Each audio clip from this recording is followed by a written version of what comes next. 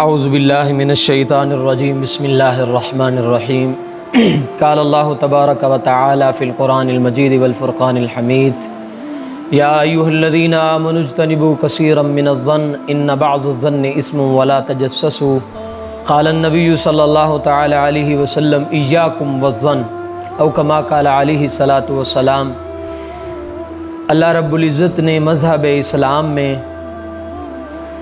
اسلام کے ہر شعبے میں اللہ رب العزت نے ہر طرح کی رہنمائی اس کے اندر رکھی ہے کہ انسان مذہب اسلام سے جس طرح کی بھی مرضی رہنمائی لینا چاہے لے سکتا ہے، چاہے اخلاقیات ہوں، معیشت ہو، معاشرت کا شعبہ ہو، سیاست کا شعبہ ہو، کوئی بھی شعبہ زندگی ہو، اللہ رب العزت نے مذہب اسلام میں اس کے لیے رہنمائی رکھی ہے۔ معاشرے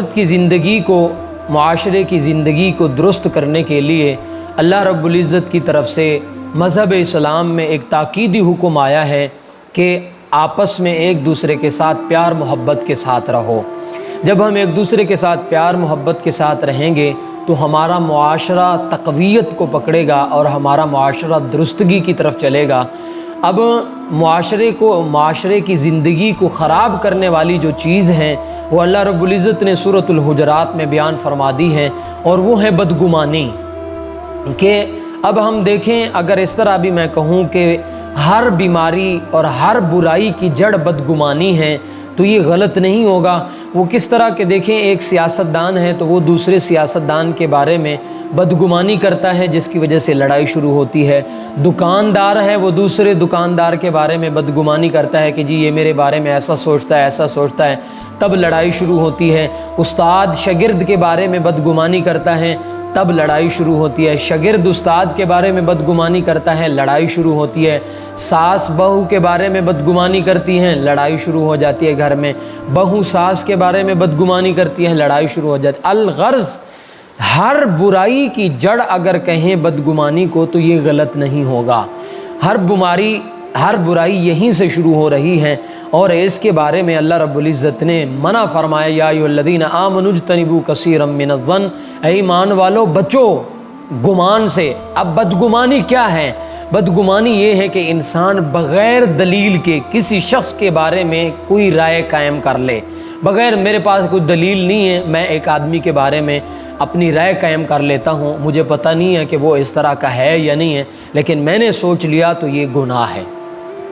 یہی بدگمانی ہے۔ اب اس بدگمانی کو جب تک ہم درست نہیں کریں گے، ختم نہیں کریں گے تو ہمارا معاشرہ درست نہیں ہوگا، ہمارے معاشرے کے لوگوں کی زندگی درست نہیں ہوگی۔ معاشرے کی زندگی کو درست کرنے کے لیے بدگمانی کو ختم کرنا پڑے گا۔ بدگمانی کو ختم کرنے کے لیے علماء کرام نے 3 طریقے لکھے ہیں کہ جس کی وجہ سے بدگمانی ختم ہو جاتی ہے، اور جب بدگمانی ختم ہوگی تو ہم خود بخود درست ہو جائیں گے۔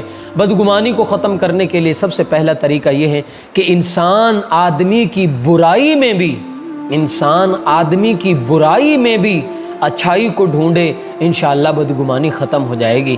اس پر ایک واقعہ، امام اعظم ابو حنیفہ رحمۃ اللہ علیہ کے پاس چند لوگ آئے اور آ کر کے کہنے لگے، حضرت ہم نے ایک آدمی کے بارے میں آپ سے سوال کرنا ہے۔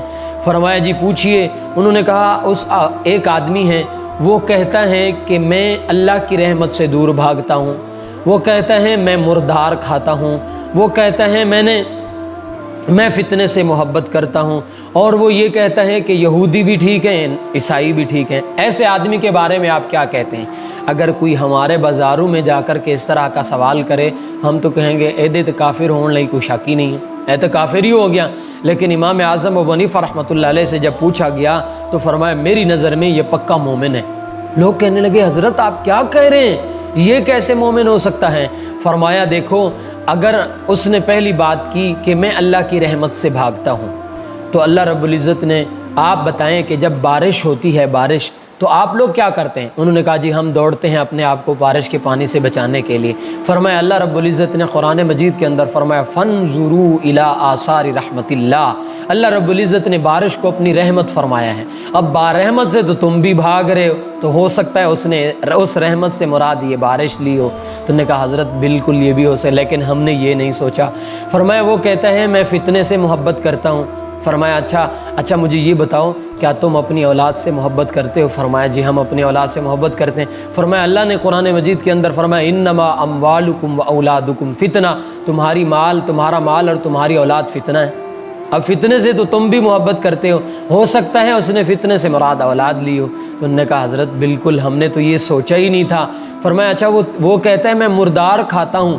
فرمایا آقا دو جہاں صلی اللہ علیہ وسلم نے فرمایا احلت لنا میتتان السمک والبحر، فرمایا کہ اللہ کے نبی صلی اللہ علیہ وسلم نے فرمایا اللہ رب العزت نے میری امت کے لیے 2 مردار حلال کر دیے ہیں۔ 2 مردار کیا ہیں؟ ایک مچھلی اور ایک ٹڈی دل۔ آپ ان کو مچھلی کو پانی سے نکالا، اس کو ذبح کرنے کی ضرورت نہیں، وہ آپ کے لیے حلال ہے۔ فرمایا ہو سکتا ہے وہ اس مردار سے مراد مچھلی لے رہا ہو۔ ان لوگوں نے کہا حضرت بالکل ہم نے تو یہ سوچا ہی نہیں تھا۔ فرمایا دیکھو بات آ گئی کہ اور چوتھے نمبر پہ فرمایا وہ کہتے ہیں یہودی کہتے ہیں عیسائی درست نہیں ہے اور عیسائی کہتے ہیں یہودی درست نہیں ہے۔ فرمایا دونوں چور ہیں اور دونوں ایک دوسرے کو غلط کہہ رہے ہیں، میرے خیال سے وہ دونوں درست ہیں۔ فرمایا حضرت ہم نے تو یہ سوچا ہی نہیں تھا۔ اب دیکھیں اس بات سے کیا مقصد کہ کسی کی برائی سے بھی اچھا پہلو نکل آیا کہ نہیں نکل آیا؟ نکل آئے۔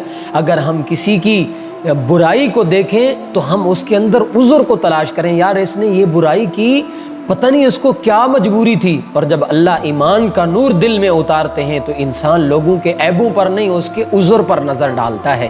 اور دوسرا طریقہ بدگمانی کو ختم کرنے کا علماء کرام نے لکھا ہے کہ انسان انتظار کر لے، کسی کی بات پتہ چلے اس کو فوراً نہ اچھالے، انتظار کر لے۔ انتظار کے ساتھ اللہ رب العزت خود بخود کیا کر دیتے ہیں؟ دل کو صاف کر دیتے ہیں، اس بدگمانی کو دور فرما دیتے ہیں۔ حضرت عمر فرماتے ہیں میں نے حضرت عثمان بن مظعون کا انتقال ہوا گھر میں، تو میرے دل میں خیال آیا کہ میں تو اس کو بڑا نیک سمجھتا تھا، یہ تو گھر میں وفات پا گیا، اگر یہ نیک ہوتا تو یہ کسی جہاد میں جا کے شہید ہوتا۔ فرماتے ہیں میرے دل میں یہ خیال آیا، ایک عرصہ گزرا کہ حضرت محمد الرسول اللہ صلی اللہ علیہ وسلم کا وصال بھی گھر میں ہوا، حضرت ابوبکر کا وصال بھی گھر میں ہوا۔ فرماتے ہیں میں نے اپنے دل کو جھنجھوڑا، میں نے فرمایا عمر تم نے غلط کیا ہے، یہ بات سوچی ہے، آقا دو جہاں صلی اللہ علیہ وسلم سے بڑا کوئی نیک نہیں، حضرت ابوبکر سے بڑا کوئی نیک نہیں ہے، اور وہ بھی گھر میں وفات پا رہے ہیں، تو لہذا میرے سے غلطی ہوئی، میں نے یہ سوچا تو انتظار کیا۔ اللہ رب العزت نے خود بخود وہ بدگمانی کو کیا فرما دیا؟ دور فرما۔ اور تیسرے نمبر پہ جو بدگمانی کو دور کرنے کا طریقہ علماء کرام نے بتایا ہے وہ یہ ہے کہ انسان اگلے آدمی سے وضاحت طلب کر لے، پوچھ لے، میرے دل میں خیال آئی ہے اس آدمی کے بارے میں تو میں پوچھ لوں بھائی میرے دل میں یہ بات آئی ہے، کیا یہ ایسے ہے؟ آپ وضاحت فرما دیجئے، یا اگر میرے بارے میں کوئی یہ کر رہا ہے تو میں اس کی خود وضاحت کر دوں کہ بھائی یہ ایسے نہیں ہے، یہ ایسے ہیں۔ اور اس پر بھی ایک حدیث آپ صلی اللہ علیہ وسلم نفلی اعتکاف میں تشریف فرما تھے، آپ کی اہلیہ حضرت صفیہ آپ کو ملنے کے لیے آئیں، مل کر واپس مسجد کے دروازے سے باہر نکلی۔ آپ صلی اللہ علیہ وسلم حجرے مبارک سے جیسے ہی باہر آئے، دیکھا کہ ایک صحابی رسول دیکھ رہے ہیں۔ آپ صلی اللہ علیہ وسلم نے اس کو بلایا، فرمایا یار یہ میری بیوی ہے۔ تو صحابی رسول فرمانے لگے اللہ کے نبی میں نے تو آپ سے پوچھا ہی نہیں ہے، مجھے پتہ ہے۔ فرمایا نہیں یار میں اس لیے وضاحت کر رہا ہوں تاکہ آپ کے دل میں کوئی دوسری بات نہ آئے۔ تو انسان وضاحت کر دے تاکہ اگلے کے دل میں بدگمانی پیدا نہ ہو۔ تو جب تک ہم بدگمانی کو دور نہیں کریں گے اس وقت تک ہمارا معاشرہ درست نہیں ہو سکے گا۔ ہم دیکھیں 2 لوگ بیٹھتے ہیں، تیسرے کے بارے میں بدگمانی کرتے ہیں، 3 بیٹھتے ہیں، چوتھے کے بارے میں بدگمانی کرتے ہیں، یہ بہت برا عمل ہے، اس سے بچیں، اور یہی غیبت ہے اور یہی بدگمانی ہے۔ امام شافعی رحمۃ اللہ علیہ فرماتے ہیں اگر بدگمانی اور غیبت کرنی پڑی، اگر کرنی ہوئی تو میں اپنے ماں باپ کی کروں گا، کیونکہ غیبت کرنے والے شخص کے جس کی غیبت کر رہا ہوتا ہے اس کی نیکیاں، اس کے گناہ اس کے ذمے اور اس کی نیکیاں اس کے پاس چلی جاتی ہیں۔ امام شافعی نے فرمایا اگر میں نے غیبت کی تو میں اپنے والدین کی کروں گا تاکہ میری نیکیاں میرے والدین کو پہنچیں۔